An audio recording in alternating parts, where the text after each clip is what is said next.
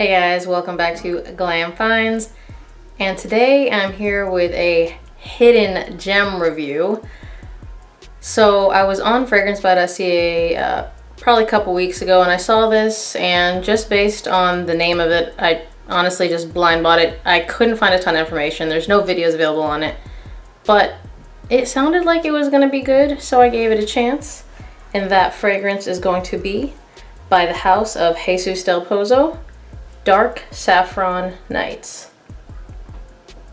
Now this is from their niche collection, which I don't think is really well known. In fact, I don't even think it's really that easily accessible. This is actually the first time that I have seen it accessible to anybody in the States. I didn't find anything on it on Fragrantica. I did find the notes of this on Parfumo.net. And before I talk about the scent, I want to go over the notes because they are going to be hard to find. So in the top you have cardamom, black saffron, and nutmeg, which you do smell. I have something with the opening right here. And then it goes into the mid of rose, guaiac wood, and amber. Now it's not a really rosy rose, it's just a touch of it, and it's not jammy or anything like that. And I don't think it's a feminine rose either. I think it's a very unisex rose, just to kind of make it, I guess, maybe a little more formal. And then in the base, black leather, oud, which I don't get a ton of, and castoreum, which I know what everyone thinks, but really that's just gonna make the fragrance a little bit warmer and a little sweet, which, okay, now that's the notes. Let's actually talk about it. This, to my nose, is a very, once it dries down, is a very clean leather fragrance. Yes, it's leather, but it is not an animalic leather, and the oud is not very detectable. Now, I do detect amber in this for quite some time, and then the castoreum, it just gives us this sweetness to it. It's a very mild, seductive sweetness. Are you done with me saying the word seductive? Because if you are, good luck.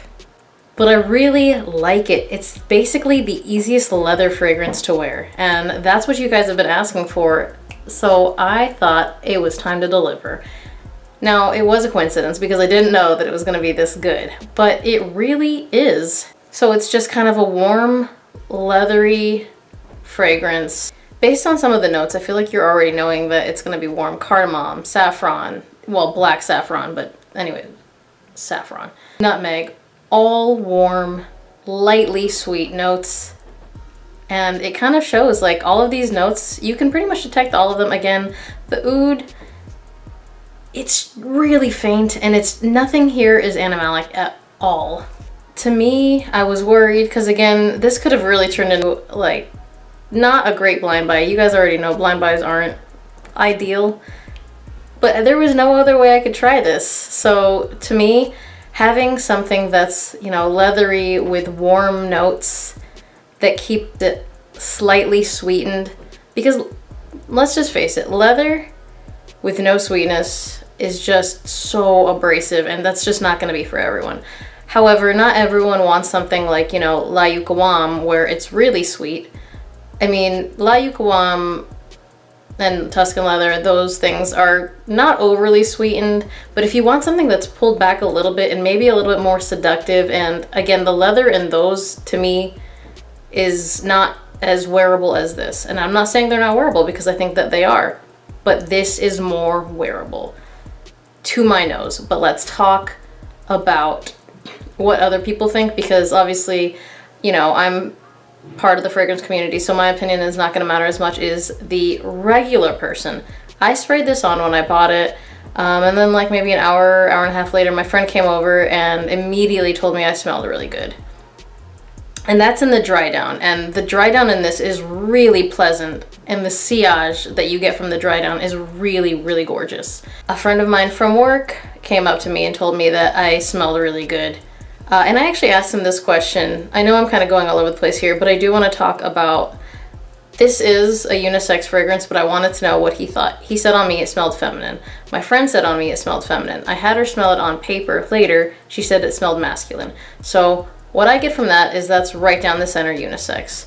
Now, I've received 4 compliments on this one, and I don't see a lot of people As I was walking by a couple of friends, they told me I smelled really good, and you know, my buddy from work told me I smelled good, and my friend that I had dinner with the other day told me I smelled good. It's a compliment getter. For a leather fragrance, that is saying a lot, because not everybody is going to enjoy the note of leather.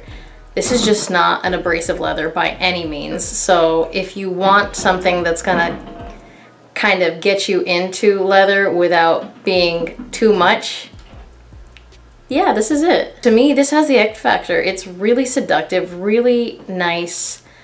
Performance, I get on skin between 7 and 8 hours, but on clothes, it'll stay well over a day. Projection, I'm gonna say about 2 to 2.5 hours of pretty good projection. And then it gets a little bit closer, but people can still smell it. It's still gonna give off good sillage for basically the life of it. Who can wear this?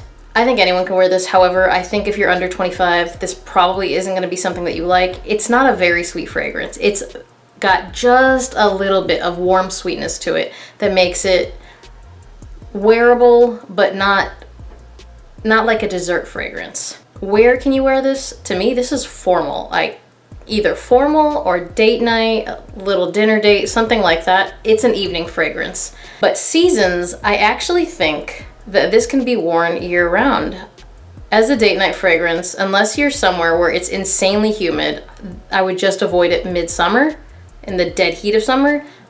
But other than that, I would say year-round, evening, dinner time fragrance. This is not a cloying fragrance, and because it's not very sweet, I really think that it's very appropriate for year-round. I already told you, I feel like once I can actually get this going around more people, I think it's gonna be a compliment monster. Again, it's gonna be a little bit more mature, but I think women and men both seem to like this, and I think it can easily be worn by women and men. Again, I would say over 25, and if you like things that are sweet and you are over 25, this still might not be the one for you. Now let's talk about price. For this 100 ml tester, and I know it doesn't look like 100 ml, but I double checked. For this 100 ml tester on fragrancebuy.ca, it was, I believe, $60. And to me, this was worth every penny. I thought this was going to be okay, but I didn't think it was gonna be this good. Again, there's not a lot of information on this, so I had no idea that this was gonna be, honestly, up there in my top 10 date night fragrances for life. I can already tell you right now, this is a good one. It's just nice. And I like being able to wear something formally, and who doesn't like a fragrance that's gonna get attention? It's a sexy fragrance. I know a lot of you guys like gourmands and stuff like that, and they have their place, but I'm not trying to smell like cake on a date. That's ridiculous. Seriously guys, that's really ridiculous. Think about it. Would you rather smell like sexy saffron and leather or cake? So for me, this is a great bang for your buck fragrance. Again, this is the Jesus del Pozo niche line. I know you guys haven't heard of it. I didn't either. There's, again, not very much information. However, I'm gonna go ahead and start picking up more from this series because I think that if the rest of them are this good, it's honestly gonna be worth it for me. As always, thank you guys for watching. Remember to like, comment, and subscribe, and I'll see you guys on the next one. Bye. It is not an